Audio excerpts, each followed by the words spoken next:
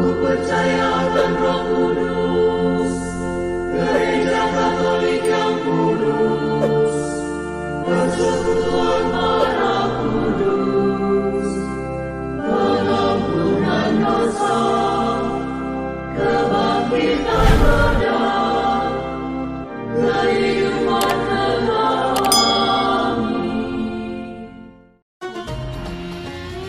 Shalom sahabat Katoliku keren, selamat datang di negara Turki. Yeay, negara yang baru-baru ini menjadi perbincangan dunia internasional akibat perubahan Hagia Sophia dari museum menjadi masjid, yang awalnya merupakan sebuah gereja katedral. Nah, seperti apa sih kehidupan umat Katolik di negara Turki yang dulunya merupakan dikenal sebagai wilayah pusat kekristenan, yaitu Antioquia dan juga Konstantinopel? Langsung saja. 1. Sejarah. Iman kekatolikan di Turki sudah ada jauh sebelum pasukan Muslim datang menguasai Konstantinopel dan mengubahnya menjadi Istanbul, yang kini menjadi ibu kota bisnis dari negara Turki. Untuk ibu kota pemerintahan berada di Ankara. Iman kekristenan memiliki sejarah yang sangat panjang sejak abad ke-1 Masehi. Terbukti dari 5 wilayah pusat gereja pertama, 2 diantaranya berada di Turki kala itu, yaitu Konstantinopel dan Antioquia sebagai pusat kekristenan. Konstantinopel dipimpin oleh uskup atau patriark Santo Andreas, dan Antioquia didirikan oleh Santo Petrus lalu dilanjutkan oleh Santo Ignatius dari Antioquia.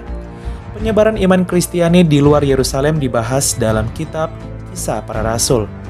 Pada tahun 451 lahirlah Ortodoks Oriental yang di dalamnya termasuk Gereja Ortodoks Suriah, dan Edessa adalah pusat awal Gereja Ortodoks Suriah yang hanya menerima 3 konsili ekumenes pertama, yaitu Nikea tahun 325, Konstantinopel tahun 381, dan Efesus tahun 431. Mereka sangat menentang kredo Kalsedon yang telah dibentuk oleh Konsili Kalsedon pada tahun 451. Pada abad ke-5 dan ke-6, Gereja Ortodoks Oriental yang berasal dari Antioquia terus pecah menjadi beberapa denominasi. Beberapa orang Kristen Armenia berusaha untuk bersatu kembali dengan Roma di abad-abad kemudian, tetapi upaya mereka tidak berhasil. Gereja Ortodoks Timur memisahkan diri dari Roma selama skisma besar tahun 1054. Dengan kedatangan tentara salib, banyak uskup Ortodoks terutama di Antioquia digantikan oleh para uskup Latin. Setelah bangsa Mongol mengalahkan kekhalifahan Abbasiyah pada tahun 1258, orang Armenia dan Nestorian memiliki hubungan yang baik dengan para penakluk Ilkhan untuk sementara waktu. Tetapi pada akhir abad ke-14 banyak gereja Ortodoks Suriah dan Nestorian dihancurkan ketika penguasa Turko-Mongolia Timur menyerbu Asia Barat. Antioquia yang menjadi wilayah negara Turki saat ini juga merupakan tempat para pengikut Yesus disebut Kristen untuk pertama kalinya dalam sejarah, serta menjadi situs salah satu gereja paling awal dan tertua yang masih ada yang didirikan oleh Santo Petrus sendiri. Dan selama 1000 tahun, Hagia Sophia adalah gereja terbesar di dunia dan pusat kekristenan di Konstantinopel yang saat ini adalah Istanbul. Turki juga merupakan rumah bagi 7 gereja Asia di mana wahyu kepada Yohanes dikirim. Rasul Yohanes terkenal telah membawa perawan Maria ke Efesus di Turki Barat, di mana dia menghabiskan hari-hari terakhir hidupnya di sebuah rumah kecil yang dikenal sebagai Rumah Perawan Maria, yang masih bertahan hingga hari ini dan telah diakui sebagai situs suci untuk ziarah oleh gereja Katolik dan Ortodoks, serta menjadi tempat suci Muslim. Pada tahun 1095, Paus Urbanus II menyetujui Perang Salib Pertama untuk merebut kembali tanah suci Yerusalem dari pasukan Muslim Arab yang menguasainya. Kemenangan berada di pihak gereja pada Perang Salib Pertama, namun kemudian di Perang Salib yang terakhir mengalami kekalahan sehingga gagal merebut kembali tanah suci Yerusalem. Pada tahun 1453, pasukan Muslim Turki Ottoman datang melakukan ekspansi dan menguasai Konstantinopel di bawah komando Mehmed II. Kala itu telah terjadi skisma antara gereja Katolik dan gereja Ortodoks, sehingga Gereja Ortodoks Timur yang berada di wilayah Konstantinopel mengalami kekalahan karena kurangnya pasukan akibat telah terpecah dengan Gereja Katolik Roma.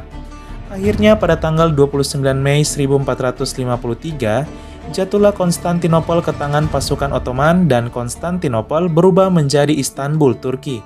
Kemudian untuk Antioquia, pusat kekristenan awal dari 5 pusat kekristenan di Turki berubah menjadi nama Antakya. Sesuai dengan adat istiadat pada saat itu, Sultan Mehmed II mengizinkan pasukannya dan rombongannya selama 3 hari penuh melakukan penjarahan. Dan penjarahan yang tidak terkendali di kota tidak lama setelah kota itu direbut. Katedral Hagia Sophia tidak dibebaskan dari penjarahan dan secara khusus menjadi titik fokus karena penjajah percaya bahwa itu berisi harta karun dan barang berharga terbesar di kota. Tak lama setelah pertahanan tembok Konstantinopel runtuh dan pasukan Ottoman memasuki kota dengan kemenangan, para penjara dan berjalan ke Hagia Sophia dan mendobrak pintunya sebelum menyerbu masuk. Selama periode penuh gejolak Perang Dunia Pertama, hingga 3 juta orang Kristiani di Konstantinopel kala itu diduga telah dibunuh. Sebelumnya populasi kekristenan di Turki mencapai sekitar 20% sampai 25% dari total penduduk, bahkan pernah menjadi mayoritas sebelum jatuh ke tangan pasukan Turki Ottoman. Menurut Profesor Martin van Bruyneysen, hubungan antara orang Kristen dan Kurdi dan masyarakat Muslim lainnya seringkali pahit dan selama Perang Dunia Pertama, umat Kristen Tur Abdin di Turki misalnya telah menjadi sasaran perlakuan brutal oleh suku Kurdi yang mengambil alih tanah mereka dan bahkan putri mereka. Di abad 21, komunitas Katolik juga masih mengalami intoleransi di Turki, salah satunya ketika Pastor Andrea Santoros, seorang misionaris Italia yang bekerja di Turki selama 10 tahun, ditembak 2 kali pada bulan Februari 2006 di gerejanya dekat Laut Hitam. Dia kemudian telah menulis surat kepada Paus yang meminta Paus kala itu, yaitu Paus Benediktus ke-16, untuk mengunjungi negara Turki. Paus Benediktus ke-16 mengunjungi Turki pada November 2006. Hubungan memburuk sejak Paus Benediktus ke-16 menyatakan penentangannya terhadap Turki untuk bergabung dengan Uni Eropa. Dewan Uskup Katolik Turki bertemu dengan Perdana Menteri Turki pada tahun 2004 untuk membahas masalah pembatasan dan kesulitan seperti masalah properti. Pada tanggal 6 Juni 2010, Uskup Luigi Padovese, Vikaris Apostolik Turki, dibunuh. 2. Wilayah pastoral. Adapun wilayah pastoral Gereja Katolik di Turki dapat kita bagi ke dalam 9 wilayah gerejawi dengan 5 ritus. Dari 9 wilayah gerejawi ini, total terdiri atas 49 paroki gereja Katolik di Turki.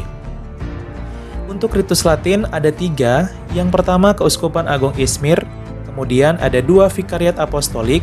Vikariat Apostolik ini kelak bisa dinaikkan statusnya menjadi keuskupan jika sudah mandiri. Adapun 2 Vikariat Apostolik ini yaitu Anatolia dan Istanbul, dengan total 30 paroki ritus Latin di negara Turki. Kemudian untuk ritus Armenia terdiri atas 1 wilayah gerejawi, yaitu Keuskupan Agung Armenia Istanbul, dengan total 3 paroki. Untuk ritus Kaldea terdiri atas 1 wilayah gerejawi, yaitu Keuskupan Agung Kaldea Diyarbakir, dengan total 10 paroki.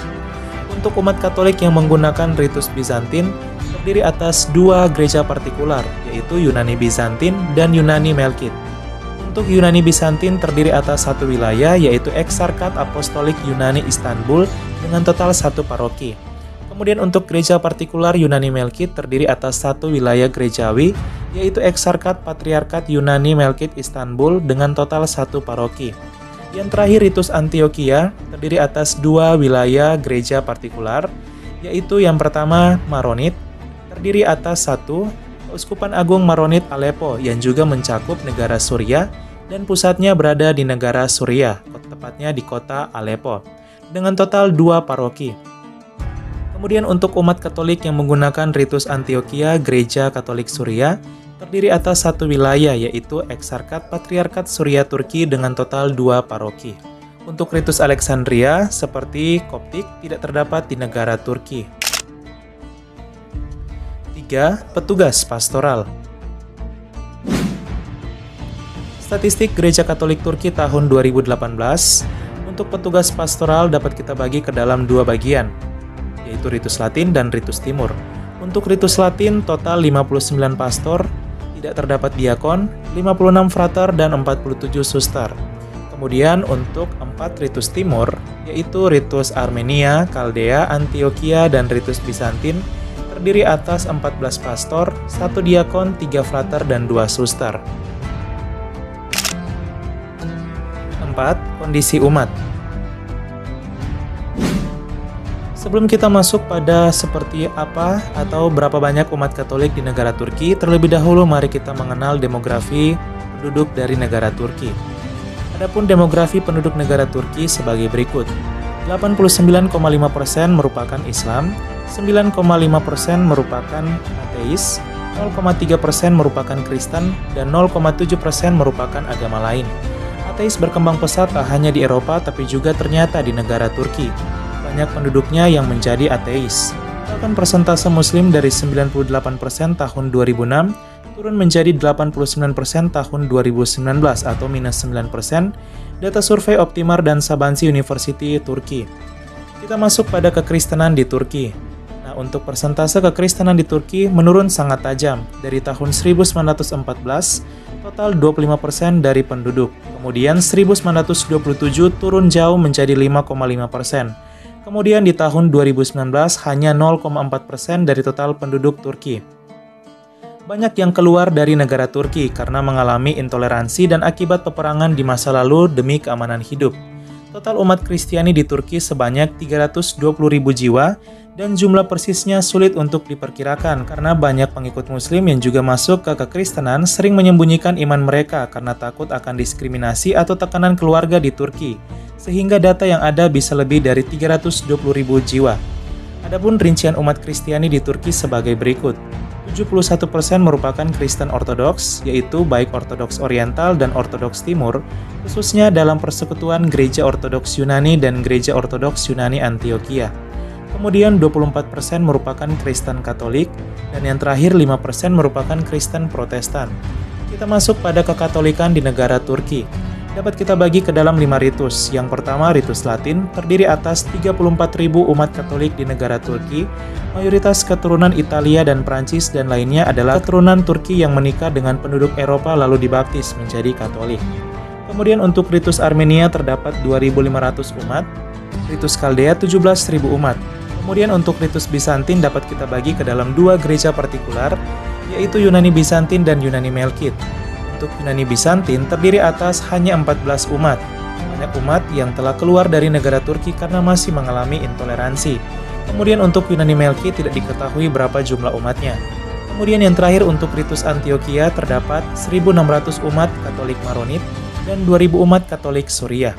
Sehingga total umat Katolik di negara Turki mencapai hanya 57.114 umat atau mencakup 0,1% dari total penduduk Turki yang berjumlah 80,81 juta jiwa. Adapun jumlah umat Katolik dari tahun 2016 35.000, namun di tahun 2018 naik pesat 57.000, naik 63% akibat baptisan dewasa, tingkat kelahiran maupun kedatangan bangsa Eropa yang notabene adalah mayoritas beragama Katolik yang menetap di negara Turki. 5. Gereja. Ada begitu banyak gereja-gereja peninggalan zaman perdana gereja-gereja mula di negara Turki, karena Turki merupakan pusat dari kekristenan awal di abad ke-1, yaitu khususnya Konstantinopel yang kini menjadi Istanbul, dan Antioquia yang kini menjadi Antakya. Adapun dapat kita bagi sebagai berikut. Untuk situs warisan dunia UNESCO terdapat 2. Yang pertama, bekas gereja Katolik Paroki Katedral Hagia Sophia Istanbul, yang 7 kali mengalami perubahan fungsi dari yang awalnya adalah sebuah gereja Katolik, pusat dari wilayah gereja Konstantinopel, kemudian berganti menjadi gereja Ortodoks setelah skisma, kemudian menjadi masjid ketika ditaklukkan oleh pasukan Ottoman saat pasukan Muslim Ottoman menguasai Konstantinopel dan merubahnya menjadi Istanbul, lalu menjadi museum tahun 1935, dan terakhir menjadi masjid oleh Presiden Erdogan, menimbulkan pro dan kontra di dunia internasional, khususnya dari kalangan umat Ortodoks Yunani. Bahkan pemimpin umat Katolik yaitu Paus Fransiskus yang menyayangkan perubahan fungsi Hagia Sophia.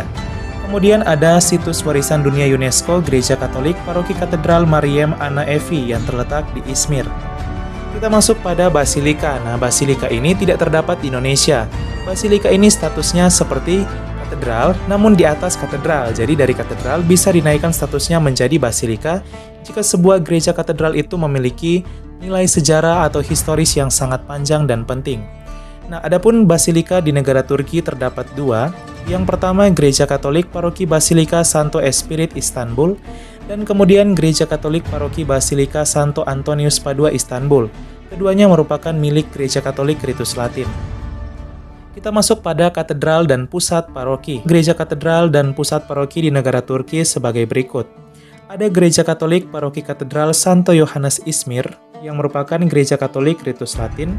Kemudian Gereja Katolik Paroki Katedral Kabar Sukacita Iskanderun yang merupakan pusat dari juga umat Katolik Ritus Latin. Lalu Gereja Katolik Paroki Santo Antonius Padua Mersin yang juga merupakan pusat dari Gereja Katolik Ritus Latin. Kita masuk pada Katolik Ritus Timur. Mereka memiliki pusat-pusat juga gereja Katolik seperti Gereja Katolik Paroki Armenia Santa Maria Desa Kisagak Istanbul. Kemudian Gereja Katolik Paroki Kaldea Katedral Santa Marite Diyarbakir. Kemudian ada Gereja Katolik Paroki Kaldea Tritunggal Maha Kudus Istanbul.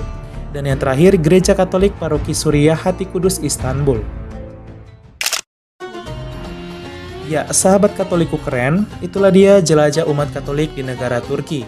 Negara yang dulunya pernah menjadi salah satu pusat kekristenan awal. Semoga kiranya kehidupan umat Katolik di negara Turki semakin hari semakin meningkat, khususnya bukan secara kuantitas tapi kualitas, yaitu iman, harap, dan kasih kepada Tuhan dan sesama, serta semoga toleransi keberagaman umat Katolik dan terlebih khusus penduduk di negara Turki semakin hari, semakin tahun semakin membaik demi tercapainya negara Turki yang damai, modern, dan maju. Sekian dan terima kasih.